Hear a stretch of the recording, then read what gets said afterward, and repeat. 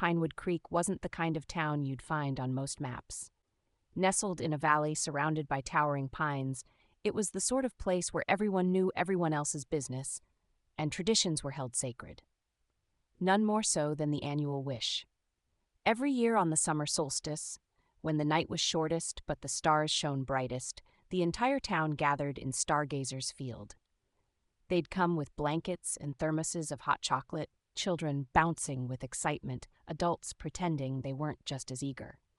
Mayor Harriet Thompson, all 78 years of her barely contained in a floral muumuu, would stand on a creaky wooden platform and announce in her wavering voice, "Friends and neighbors, it's time for the annual wish." A hush would fall over the crowd as all eyes turned to the sky, searching for Stella, the unusually bright star that had been the focal point of their wishes for generations. Legend had it that wishes made on Stella always came true, though not always in the way one might expect. This year, 12-year-old Tommy Baker was practically vibrating with anticipation. He'd been planning his wish for months. "I'm going to wish for a bike," he whispered to his best friend Lisa. Lisa rolled her eyes. "That's boring. I'm wishing for world peace." Now, Tommy's grandfather chuckled, overhearing them. "Remember, the wish has to come from your heart, or Stella won't hear it." As the first stars began to twinkle in the deepening blue, a collective gasp rose from the crowd. Stella appeared, brighter than ever, a beacon of hope and possibility. Mayor Thompson's voice rang out, "On the count of 3, everyone make your wish. 1, 2, 3. The field fell silent as hundreds of wishes were sent skyward, a chorus of unspoken desires. Tommy squeezed his eyes shut, concentrating hard.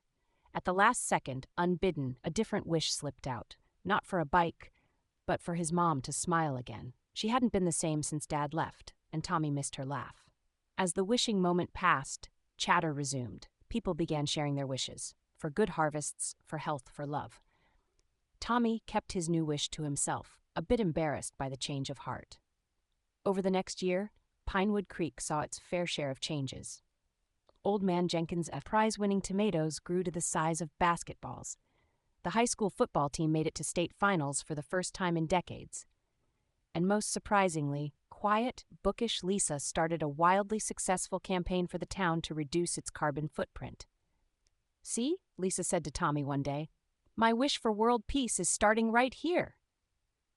Tommy just nodded, his thoughts on his own wish.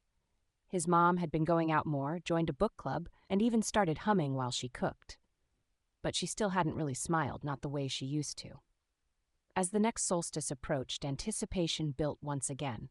The night of the annual wish arrived, and Tommy found himself back in Stargazer's Field, this time with a firm idea of what he'd wish for. But as Mayor Thompson began her countdown, a commotion broke out near the back of the crowd. Tommy turned to see his mom, laughing and apologizing as she tried to detangle herself from a picnic blanket she'd tripped over. And there it was, the smile he'd been missing for so long, bright enough to rival Stella herself. In that moment, Tommy realized 2 things. His wish from last year had come true after all, and he now knew exactly what to wish for this year. As the town called out 3 in unison, Tommy closed his eyes and wished with all his heart. "I wish everyone's wish comes true in the way they need, not just the way they want."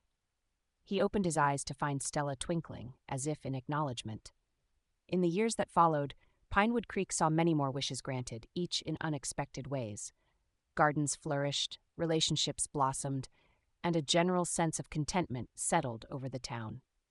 And if anyone noticed that the wishes seemed to bring more joy and growth than ever before, well, they chalked it up to the magic of Stella and the annual wish. But a young boy didn't. He had learned that the best wishes come from the heart, and that sometimes the universe knows what we need better than we do ourselves.